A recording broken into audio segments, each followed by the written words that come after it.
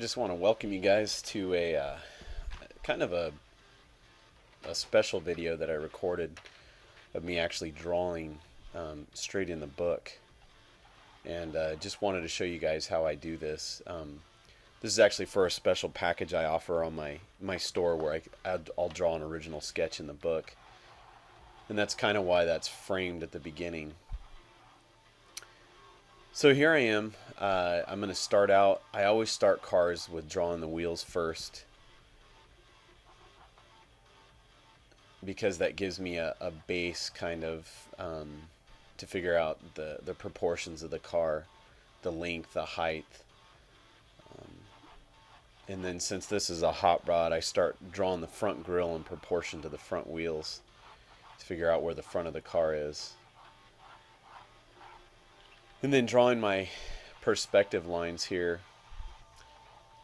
As I draw wheels, you'll see me draw wheels in between the main wheels, and what that does is, again, helping me proportion my car.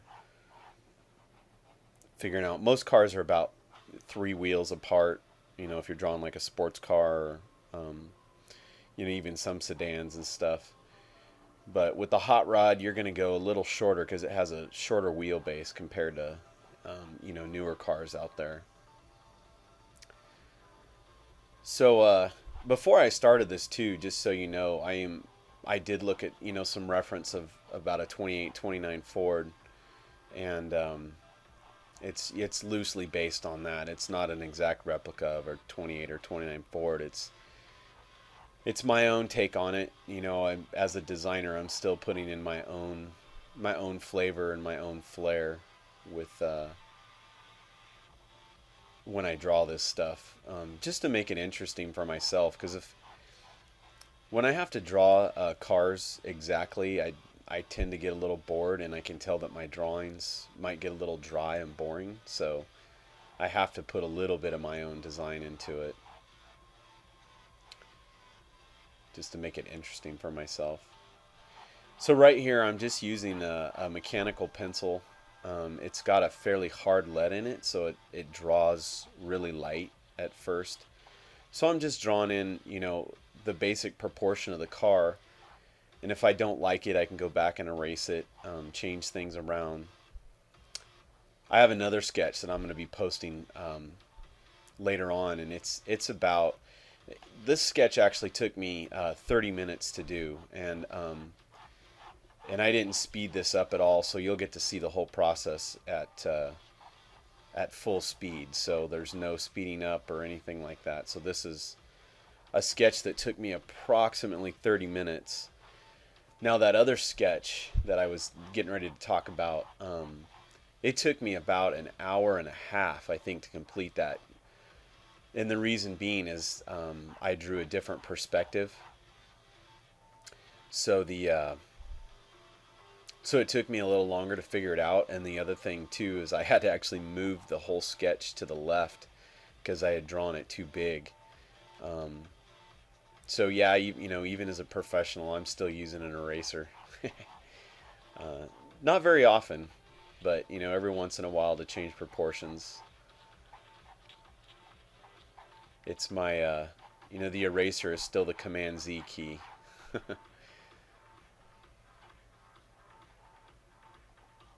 But I know that it is a funny phenomenon, though, when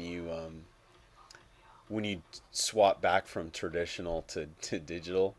You'll actually have this thought process in your head that when you draw a line, you're like, oh, I'll hit undo. I'll Command Z it and just undo it, and you realize, oh, wait a minute, it's actually on the page. I have to erase this.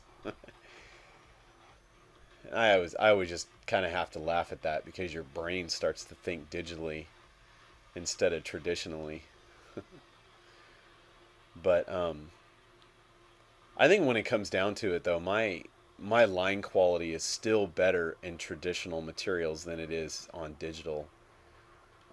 Digital stuff, you know, it's slowly getting better as far as like the sensitivity and things like that. But you'll get, you know, sometimes weird wavers in your lines and things like that, and it's just, I don't know. It is a little bit frustrating sometimes, but I guess as a designer, you just get a little bit used to it.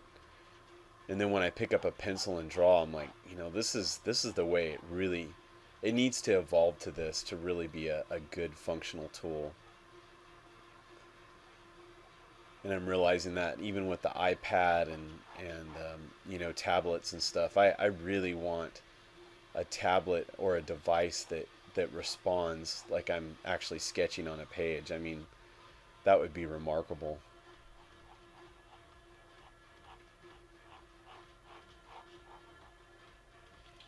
So you can kind of see the car forming here, and like I said, I did look at reference before I did this drawing. So, you know, I did look at my proportions, but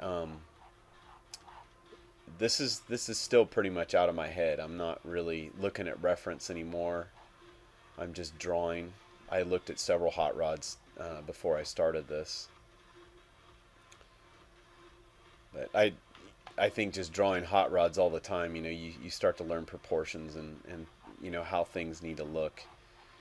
You know, same with any car you're drawing. You know, if you're in a studio, and a lot of times you'll work in different places. I know I worked at Ford briefly in the truck studio and the advanced concept studio. And when I was in the truck studio, you really learned you know what a truck needs on it to look like a truck, basically. And you know, I've drawn hot rods for so long, I know what a hot rod needs to look like a hot rod.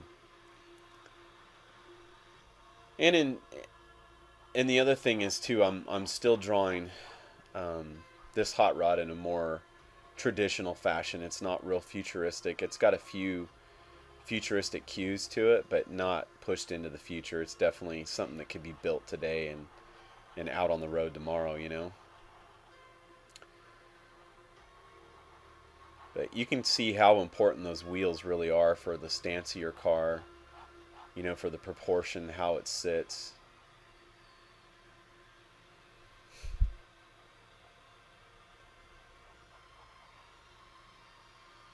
But it's a you know, it's actually really fun and relaxing to draw in these books. And um, sometimes people have a certain request to certain drawings they want in the book, but most of the time I haven't been taking requests because I like to just draw whatever I want, and it makes it fun that way. I've drawn, you know, anything from trucks to traditional rods. I've even drawn a couple futuristic things in books, partly because the people wanted it. Futuristic race cars and also some futuristic hot rods too.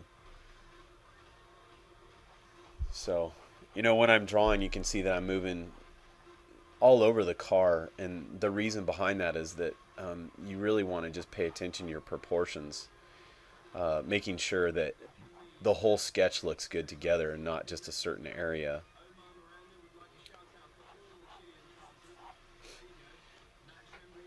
I think that's one big mistake when people first start drawing.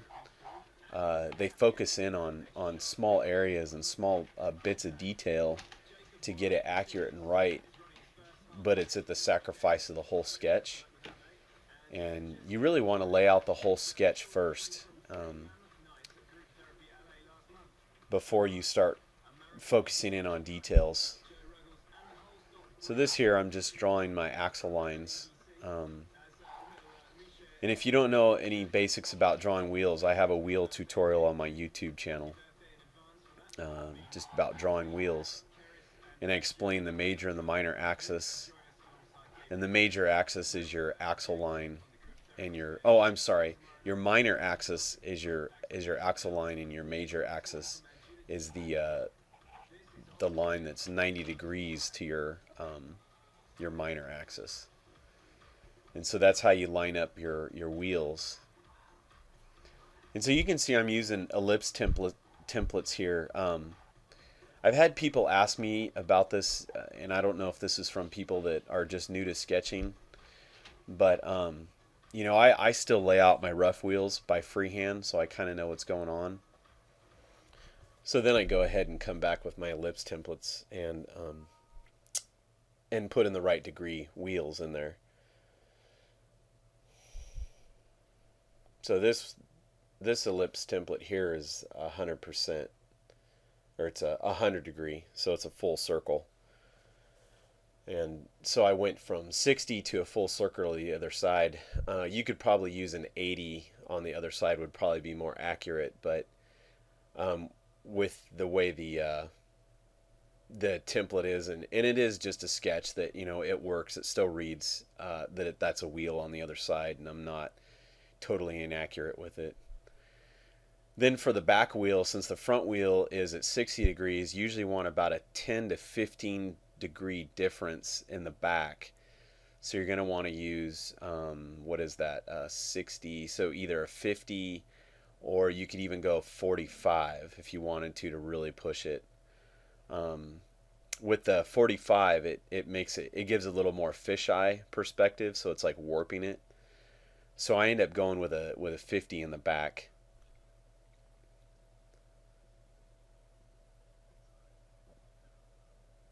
So here I'm just putting in more guidelines for my wheels to get everything lined up right.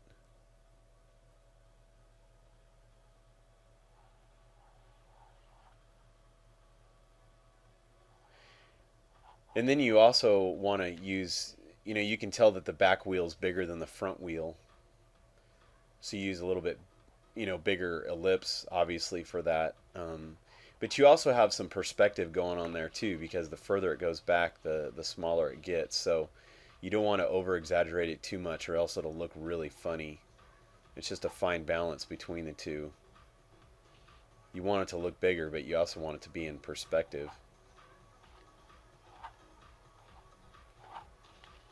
So when I put down my ellipse, I don't draw the full wheel. I stroke the top of the ellipse and I bring it down and I let the pencil fade out. That's just kind of a style thing.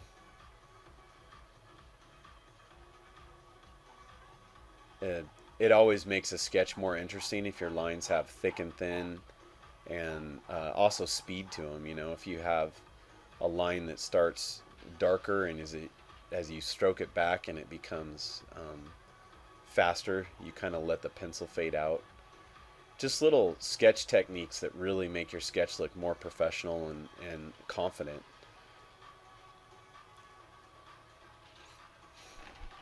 I know that I've been posting a lot of tutorials on improving your sketches, and that's actually part of it. Is like I give those line exercises to draw a line between two dots. When you're doing that, you know, fade your line towards the end, give it some speed, it gives it, you know, it gives the line character, I guess is the best way to explain it, and it makes it so that your sketch isn't so boring.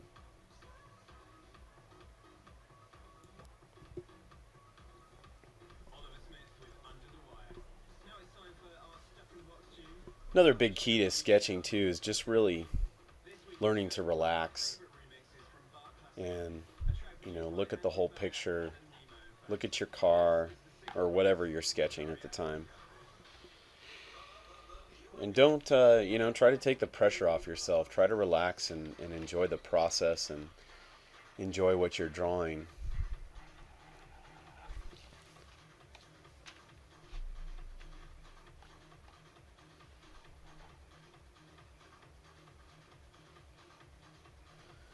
Then right here I'm just putting a small indication of, you know, a flathead engine inside the engine area there, and I'll start to fill in and kind of gradiate my lines and start giving some depth to the sketch instead of just a line drawing.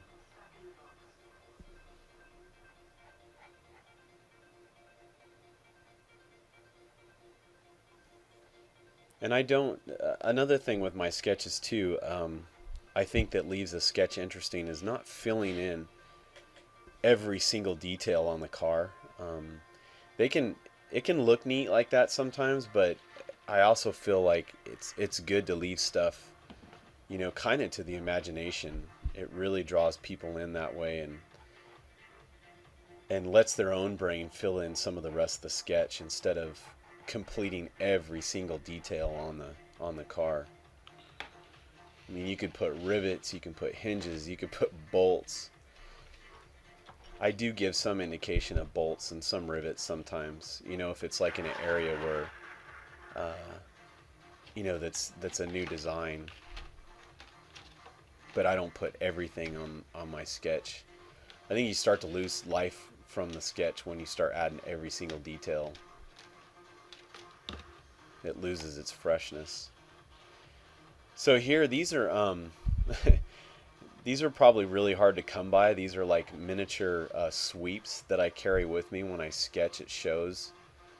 And I got these. I actually made these for myself back at Art Center using the laser cutter there. So if you're ever interested, you can make some of these yourself. What we did is we took the big sweeps, scanned them in, traced them in Illustrator, and then used the laser cutter to cut small sweeps. I'd actually like to do a set and sell them through my store, because I know I've had a lot of people ask about them. They're a great tool, man, for carrying around. Because normally sweeps are, you know, they're at least about 1.5 to 2 feet long to have the big sweeps from the car studios and stuff. But these are, you know, these are 8 to 10 inches long, and they fit nicely in a little pouch, and you can take them wherever you go. And you just use them to clean up your lines, to give you nice, like I said, accelerated lines and giving your lines character. You can really use these sweeps to, you know, to give yourself a guide and to get curved lines, and you can put some pressure on with a pencil and let it fade out.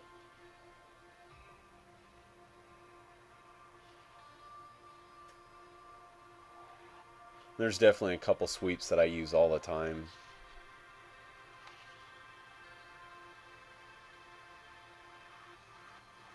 I think I have about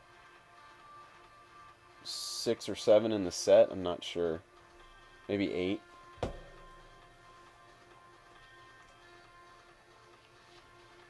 Yeah, I think I have about 7 or 8 different sweeps that I use in there.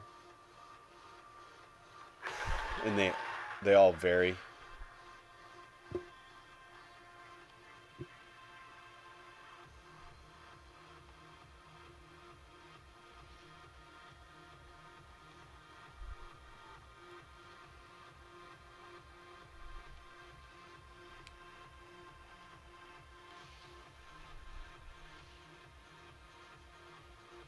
These,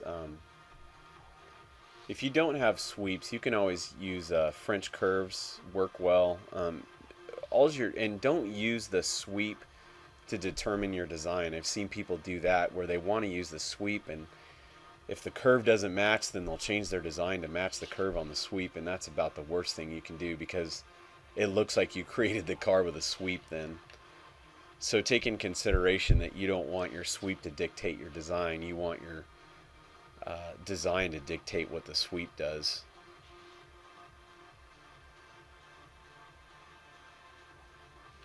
So use that, you know, use it as a good tool to clean up your lines and not to dictate your design.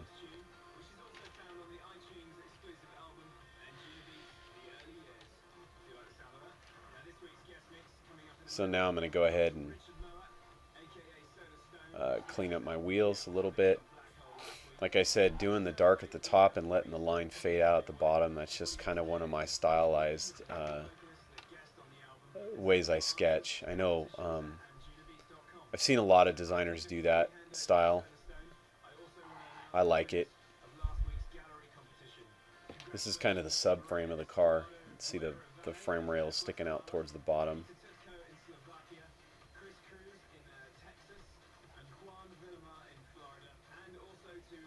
So it is a relaxing process, and I find I do really good sketches at night. I think because there's not a lot going on. I don't have as many interruptions. So it's like a real relaxing environment for me to sit in my office and just sketch into these books.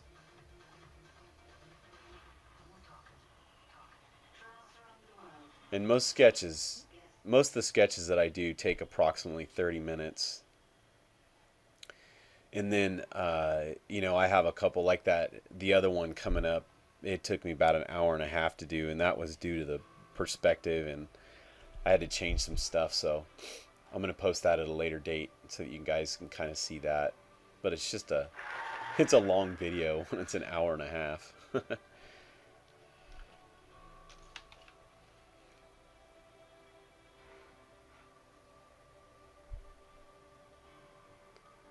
The other thing I highly recommend too is figuring out your center line on your car, and that shows, where the car's split, obviously, and it gives you a point of reference to figure out from the left and the right, and when you're drawing your perspective, how much to push it in the background or foreshortening and all that stuff.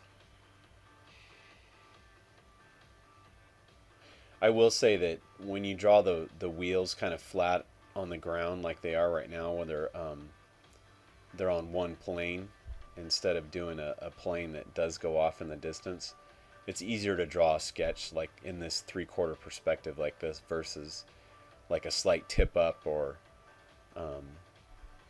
anytime you tip up the car it becomes a little more difficult.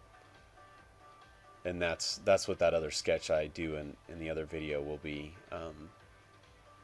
I tipped up the car, so it takes a little more brain power to figure out everything.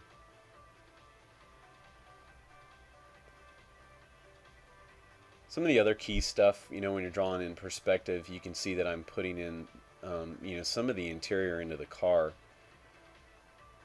so that it gives it some depth. You're looking through the windows and you can see all the body on the other side, and where the windows sit, and it gives it more volume that way. The other thing too is the wheel and background. I didn't even really take the time to use an ellipse template on that at all. That's just in the background, and I cross hatched it out to give it some, to push it in the background.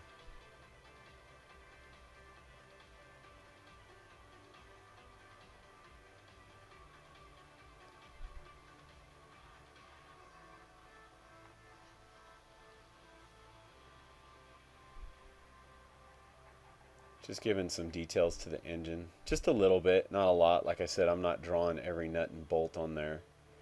But it's enough to give an indication that, that an engine is there. Just enough to show some form inside that engine bay.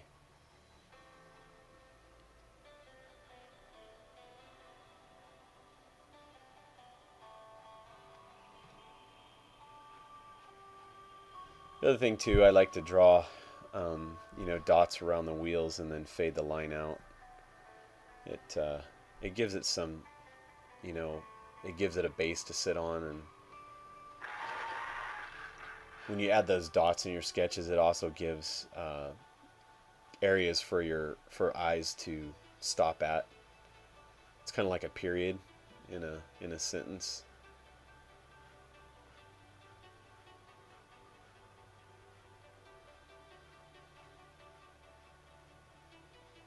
So here I'm just putting in shadow on the other side of the wheel, partly because I don't want to do all the detail on the other side.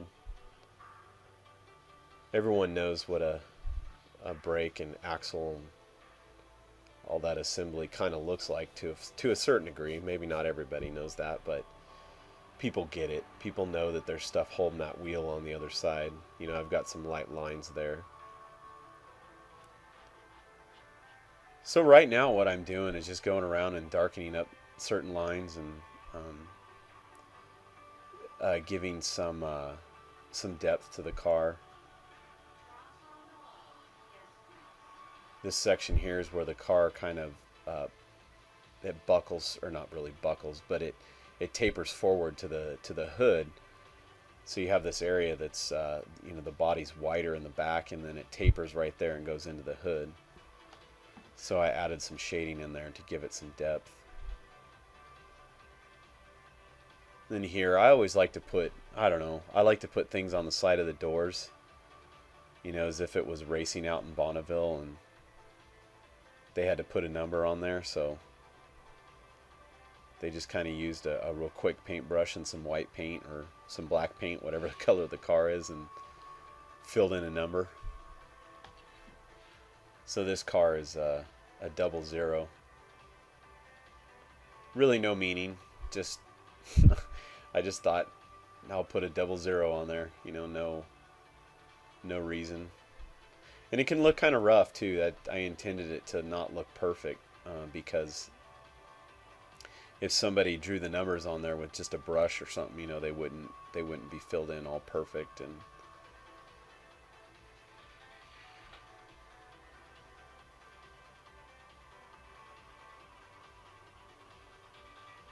so just going back and forth and figuring out, you know, areas that need to be darker and lighter, and adding a horizon line to it and things like that.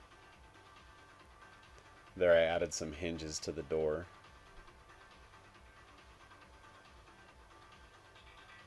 Then I'm adding some bolts to the wheels. Just little details here and there too, you know.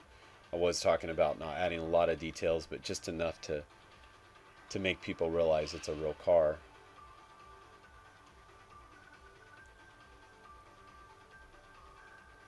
Just a little bit of texture to the tire.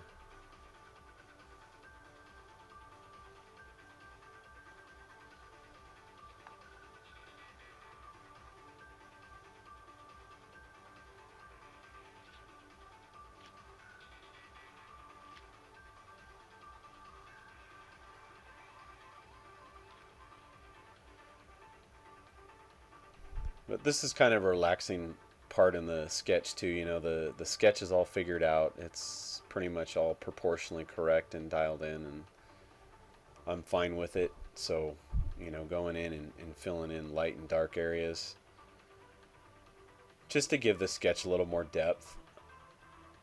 You know, sometimes I might just leave it a line drawing and I'll take it, you know, scan it into Photoshop or even use markers on it. But for the books, I've just been using all pencil. And when I started the sketch, I was using that mechanical pencil that's got a pretty hard lead in it that, you know, draws fairly light. Now I'm using a Verithin, Prismacolor Verithin black. They have a real nice lead in them. If you keep them nice and sharpened, you can get really a lot of nice darkened lights with the Verithin pencils.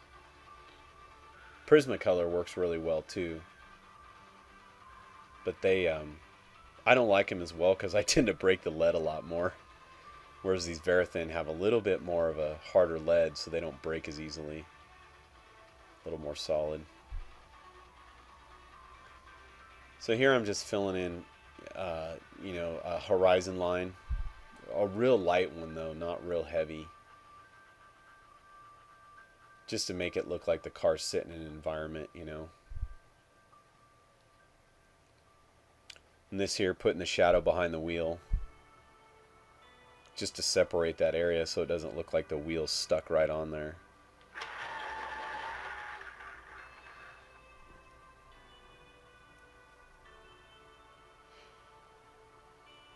That's kind of a lip over the top of the canopy there, so I'm just filling in that a little bit darker. And then adding in that shape of the visor up there.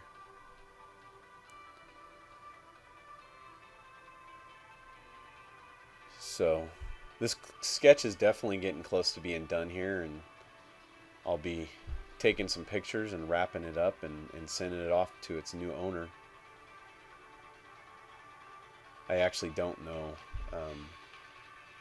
I'm not positive who this goes to because I just have a list of several books that have sketches that need to be drawn in it, so I just pick them up and draw a sketch and ship it out. Actually, I believe this one might be going to France.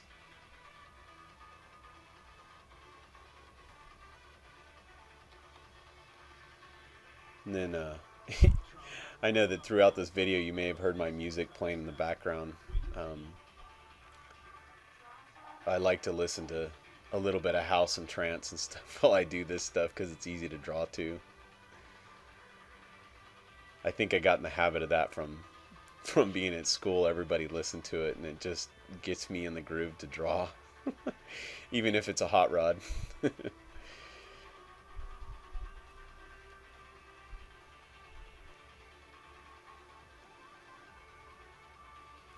But I have a lot of people ask me about, sketching and drawing and how long it's taken me, and it really is a long process. Or I shouldn't say it's a long process. It's just a growing process. It's learning tips and tricks, and it's also just by doing it all the time.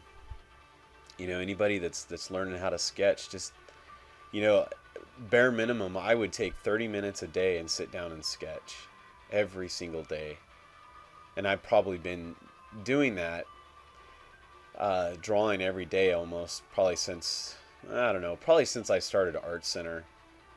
My drawing abilities really before I started Art Center were mediocre. They weren't all that hot. I mean, I could do quite a bit, but they were not, definitely up to par compared to what I've seen some people enter Art Center with. I think I've gotten better and better over the years. And then this is one of those processes that you just constantly do, and you will improve over time. And even myself, I still feel like I got a long ways to go till I reach different levels. And I think as an artist and designer, you always feel like that. You always feel you can grow in some area. So this getting pretty close here to wrapping this up.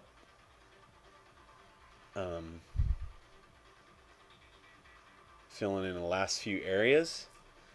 And if anybody has any questions out there, just feel free to ask me anytime. I try to get back to everybody that I can. I may not be able to get to all my emails and all my questions, but I really want to encourage people to start posting on my blog, and I will answer questions right on my blog and also my Facebook page. So thanks for checking it out, and I hope you guys just keep practicing sketching, and I'll see you next time. Thanks.